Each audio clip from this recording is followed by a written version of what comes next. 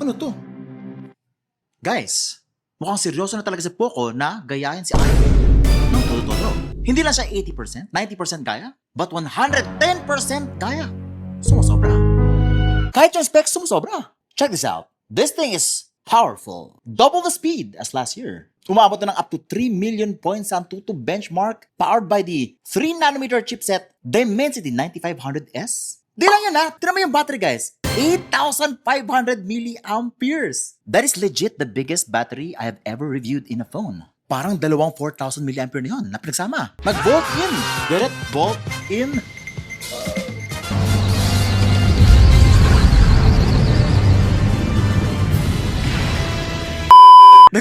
Nag-bolt in, naging Gogeta. Malaking display, ka-shape din ni iPhone. Pati yung wallpaper, yung likod, naka-pill shape. Naka 100 watts fast charging pa to. Matindi pa yung camera, 50 megapixel OIS. Umaabot pa ng 400% volume. Sagad sa specs. Sagad sa gaya. This is the iPhone. This is the Poco X17. This is the Poco X8 Pro Max. What? Ang tanong, puro lang ba siya gaya? Pero bago kayo mabudol, alam natin kung okay siya. What's the you're watching Unbox Diaries? Ooh. By the way, meron palang dalawang version, si Poco X8 Pro. Meron tayong standard version, ayan. Ito po yung madalas nyo makita sa e-commerce. Kasi nga, hindi po nagbebenta sa physical store or sa mall, si Poco. Mamaya sabi ko sa inyo kung bakit. At meron pa itong special edition, Iron Man. Or Iron Man edition. Mas malaki, mas bongga, mas binigyan ako. Huh? Mamaya na po! Kaya magkalala, IP68 naman siya. Ito na. Mainit-init pa. Galing factory. By the way, maraming salamat kay Poco for giving me this opportunity to unbox the Iron Man edition. Ayan na. Oh. Amoy iron. Hindi ka lawang ah. Oh, look at that. Nagiging handle siya. Oh, suitcase ni Iron Man. Wait, mag-transfer ba to? Ooh. Look at this! Kongshi Pachay.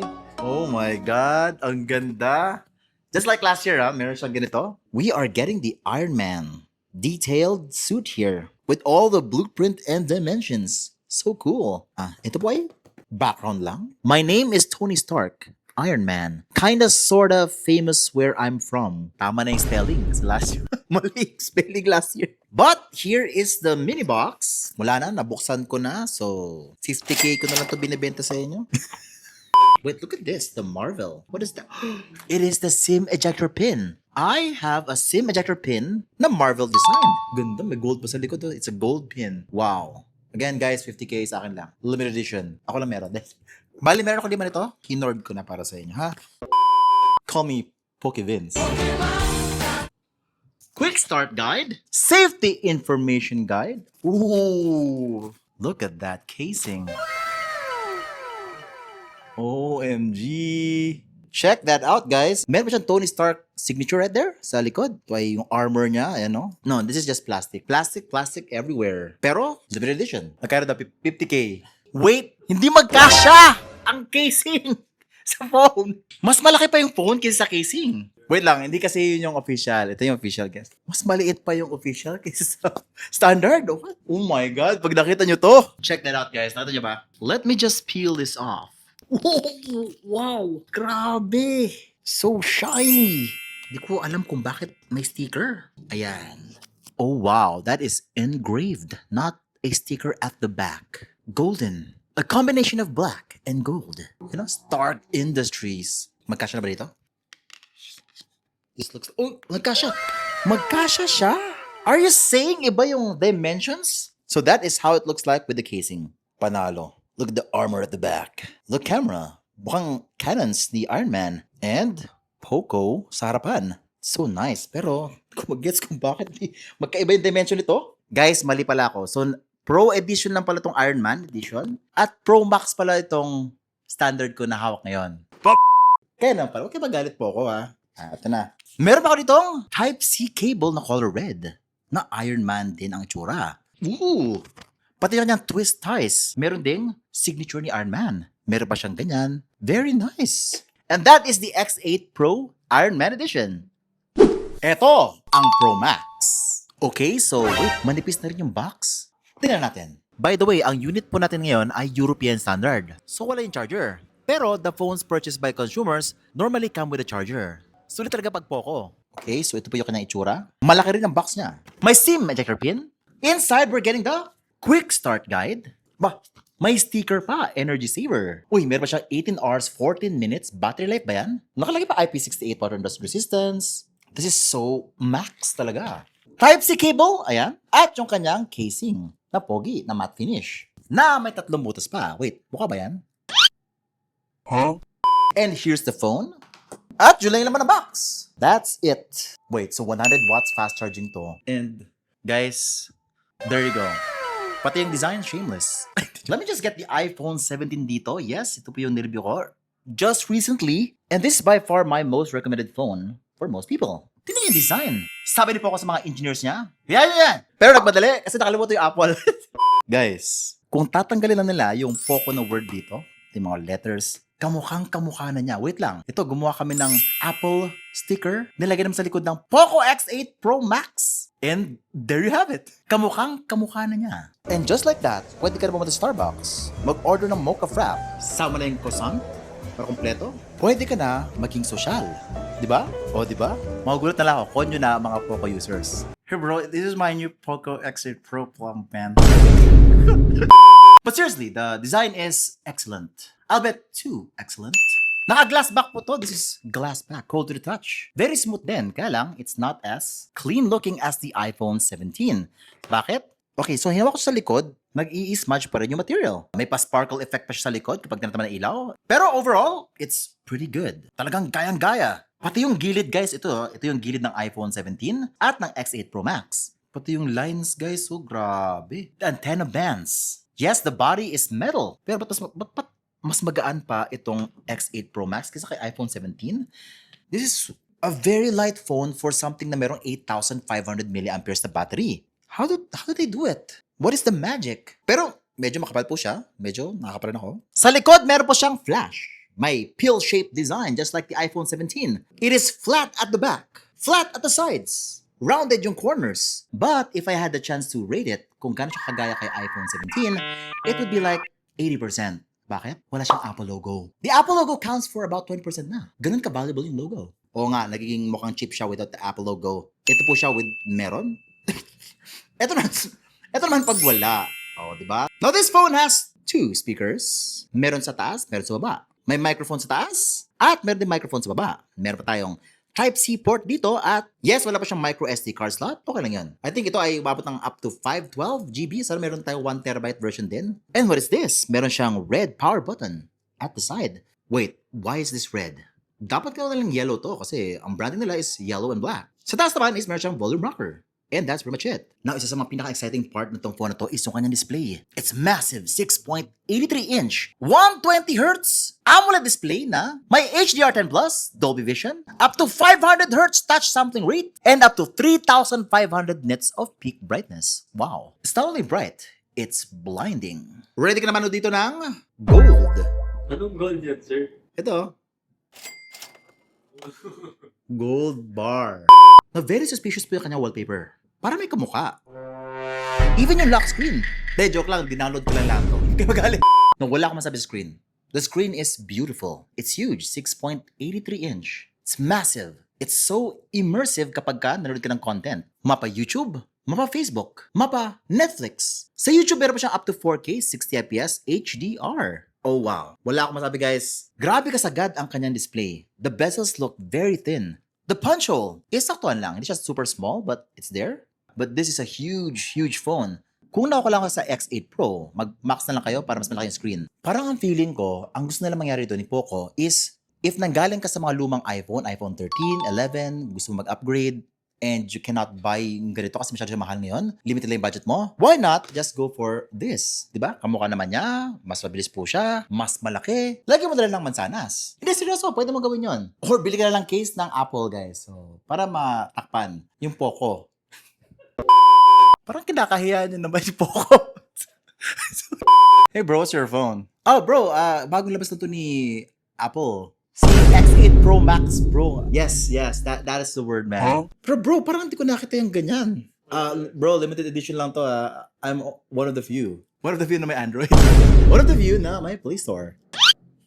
Now, sa Netflix naman, meron po siyang Widevine L1. Kung maganda po yung HDR niya dito. And watching movies here is a joy. Simply because hindi lang po maganda yung kanyang screen. It's not only bright, vibrant, has so much detail in the movies, but also malakas na malakas din yung kanyang sound, up to 400% yung kanyang volume. With 2 speakers, you get a much wider soundstage. Mas immersive. But I wouldn't say na ganun ka-impressive yung sound niya. Iba pa rin yung kay F8 Ultra na may Bose. This one is lacking the bass. Pero when it comes to in treble, malinaw naman po siya. It's good for gaming, good for footsteps sa Call of Duty, and good for overall consumption. Kahit maingay sa inyong lugar, sa inyong kwarto, may kasabay ka ng salita, maririnig mo pa rin yung pinapanggan mo. Wala na rin siyang headphone jack.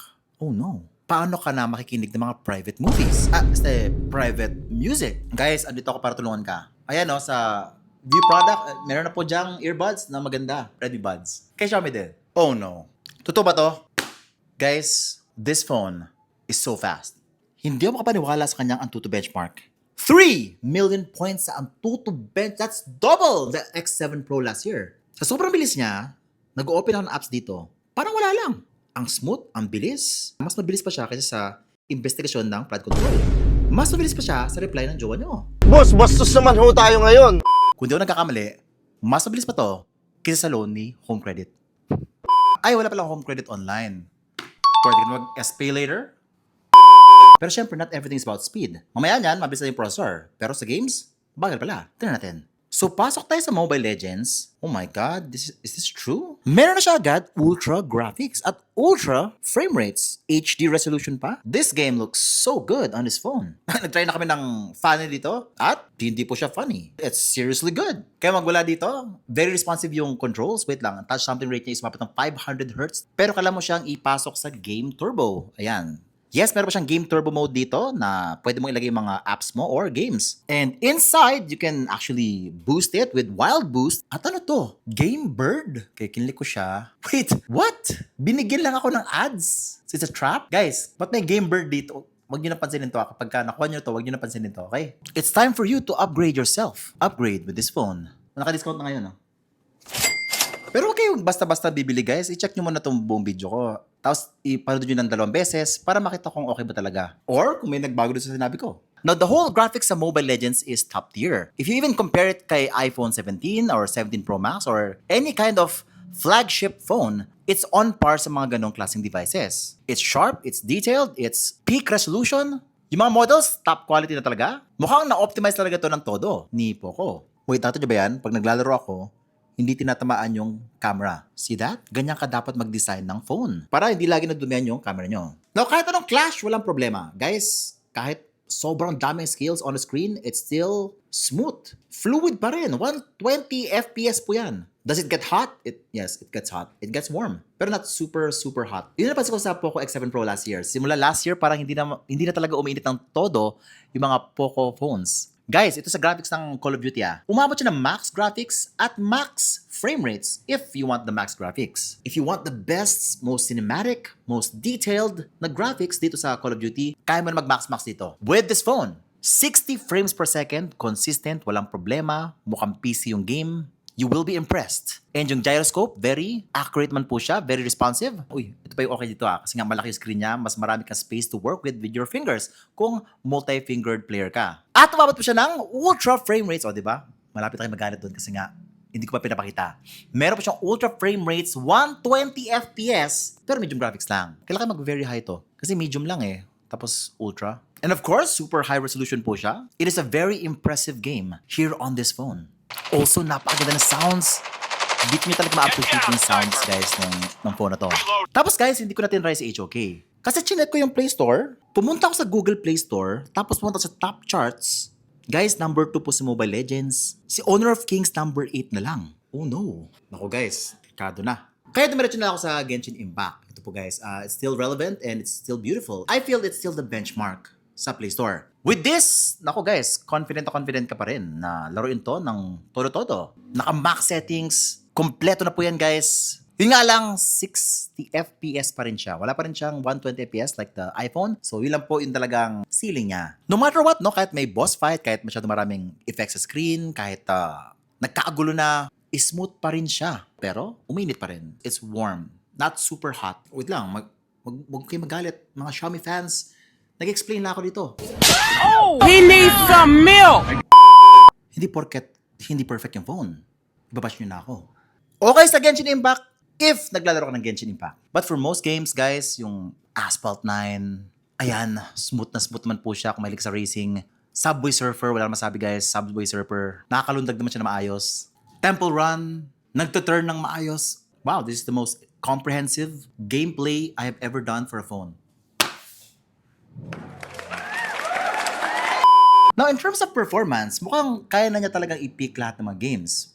There's absolutely no reason to buy the F8 Pro now and the F8 Ultra kung ganito na kabilis ang kanyang performance, diba? Wait, syempre si F8 Ultra ay mas maganda yung sounds, may Bose speakers, much better cameras. Wait, speaking of cameras, ito na. I went into the Photos app. Guys, meron siyang 0.6x dito 1x and 2x zoom. Ito pa yung tsura ng mga photos ko dito. Here are the portrait shots that I got with this phone. Ang masabi ko lang is, it's okay, no? I've seen better. In terms of the mid-range spectrum, siguro, saktuhan lang for me. It's not super professional tingnan. The background blur is kind of artificial yung thing. Parang pinaprocess lang talaga niya yung background blur. But it looks very pleasing to the eye. It looks very impressive. Yun nga lang, when it comes to color, hindi siya ganun ka-accurate. Parang medyo process pa rin yung thing sa akin. Medyo iba yung nakikita sa totoong buhay at kung ano yung lumalabas sa camera. Ito pa yung 0.6x niya, marami kang pwede makita dyan, but the quality will be not as good as yung 1x zoom. Wala pa siyang telephoto lens, so if you go 2 times zoom, medyo it will lose some quality. But kung makita mo yung lighting mo, it will be like this, no? Yung mga portrait shots ko, very good naman po siya. Tapos guys, check this out, yung video. Yes, umaabot po siya ng 4K 60 frames per second. Okay, ito naman yung 4K 60, matakbo. And you can even toggle the HDR10 Plus mode dito sa settings. Also, kung nagma-manual video settings ka, sa Pro mode, meron pa siya mga guidelines dyan. May mga guide siya ng ibang colors. May mga zebra, mga para malaman kung sobre yung exposure. Also, sa autofocus, pwede pa siya manual focus. Meron pa siyang guided green line for manual focusing. Meron din siyang audio channel meter para makita mo kung pumapalo talaga yung kanyang sounds sa video para alam mo talaga na gumagana yung inyong sounds. I would say very impressive na po yung kanyang 4K 60 FPS. Very stable din po siya even without the shoot steady mode or the EIS enabled. By the way, kung in-enable nyo si shoot steady, mag-crop in siya further, but you will get a much more smoother, less shaky video. May night mode din po siya sa video. Kaya lang up to 1080p 24 FPS lang, which will improve dramatically the video quality kapag walang ilaw po. Ito po yung with night mode at ito po yung walang night mode. So yun, very useful po to kapag wala talagang ilaw. Hala, may LUTs na rin po siya dito. And you can even import your own LUTs dito sa Pro mode. Pang filmmaker na pala to. Although, syempre, yung nakita ko sa Xiaomi 17 Ultra is mas iba't ibang klase na yun, guys. Ito siguro pang junior filmmaker. Yun naman pang director na yun. Wala kasing director mode dito. Pang intern lang pala.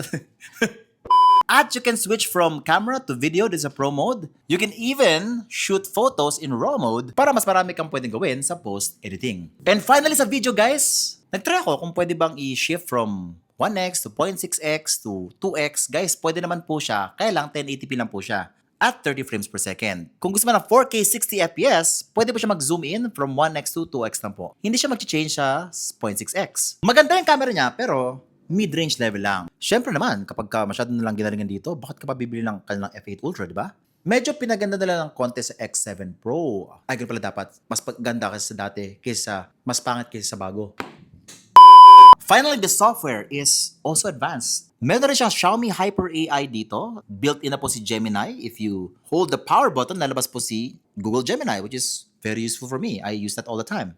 Or ChatGPT. Meron siya mga AI features dito na subtitle, ganyan, interpreter, AI writing. Alam niyo na yung mga boring na AI na ginawa nila. Pero ang hindi boring guys is yung kanyang AI dito sa kanyang photo. Meron siyang AI dito na pwede niyang baguhin yung itsura ng inyong photo. Like for example, yung sky, pwede niyang gawin ganito. Kaya lang hindi siya ganun perfect guys. So, ingat na lang po guys pag-create ng AI with this phone. Meron pa siyang fingerprint scanner sa display. Mga extra security features na nakita sa mga high-end phones. Meron pa siyang 50MP rear camera, 8MP ultra-wide angle lens, and 20MP selfie camera. And guys, naka Wi-Fi 7 pa po to. Kung top of the line na po yung router sa bahay, panalo to. So ito ba yung importante na kailangan ko i-test? 8,500 mAh. Legit ba yan? Baka kasi yung number lang yan eh. Ito na. Oops. Meron siyang IP68 water and dust resistance. Ganda ng pasok. And guys, kaya pa doon niya mag-reverse wired charging, meaning pwede mo siyang gawing power bank ng another device. Pag meron kang Type-C to Type-C, connect mo na siya dito, and it powers the iPhone 17. Just like that. So yun, mamo yung specs. So what do I think? Is this actually worth it? Well, it's really worth it. Kasi nga, based sa competition ngayon, I think wala pa rin makapag-compete dito in terms of sa price niya at yung sa specs niya for the price. Not even Infinix has this level of quality. Siguro yung level of gaya ni Infinix. Mas matindi yun. At least ito may dignidad. Uy! Tama ka na. Kanina ka pa. Pagod na ako sa mga joke mo. Ang presyo! The Poco X8 Pro Max is only 12,256, 25,999 pesos. Meron pa siyang 12,512, 27,999 pesos. Pero yung mga early bird siya, less 3K. Kung ayaw may max, meron tayong mas mura dito. Si Poco X8 Pro lang. 8256, 18,999 pesos. 8512, 19,999 pesos. Ito naman yung early bird price. And last but not least is yung kanyang Iron Man edition. 22,999 pesos. Nice. I would say, if yung habol mo na talaga is yung performance, yung itsura, panalo yung itsura guys. Walang masabi. Talagang proud na proud ka dito. Yung display, entertainment, it's top-notch. Camera, kung hindi gano'n ka-important sa'yo yung camera, kung okay na sa'yo yung nakita mo kanina, then go for it. If you're just testing out yung camera without breaking the bank, go for it. Kasi alam niyo naman kung gano'n kamahal yung mga real camera phones these days. Xiaomi 17 Ultra, no? Para pagka marunong ka na dito, upgrade ka na lang sa ganon. In the near future, mas malupit ang camera nun. Oh, by the way, meron tayong giveaway. Isang Poco X8 Pro Max na black. Madali lang mag-join. Like this video post, follow and like Unbox Diaries Vince Domingo. Comment why do you want the Poco X8 Pro Max? And what's the first thing you'll do with it? In your repost or share, include at least 2 of the following hashtags. Poco X8 Pro Series, hashtag Poco X8 Pro, hashtag Poco X8 Pro Max, or Poco X8 Pro Iron Man Edition. Tag 3 friends in your comment, share this post publicly on your timeline, at syempre, ang mananalo ay isang Poco X8 Pro Max, brand new. Good luck! Also, if you want a discount, available na. Hindi, kaya ako nagaganyan guys kasi nga it really helps us with these videos. Kasi pag wala yung mga ganito, we can't continue having quality video talaga. So, we really thank you for your support. I love you so much. Katulad ni Kuya Mark, sabi niya, I love you. Alam na gusto natin, love. And give me some love by subscribing, hitting the bell icon so that you don't miss any of my great content. So, Vince, and you're watching Unbox Diaries. Woohoo!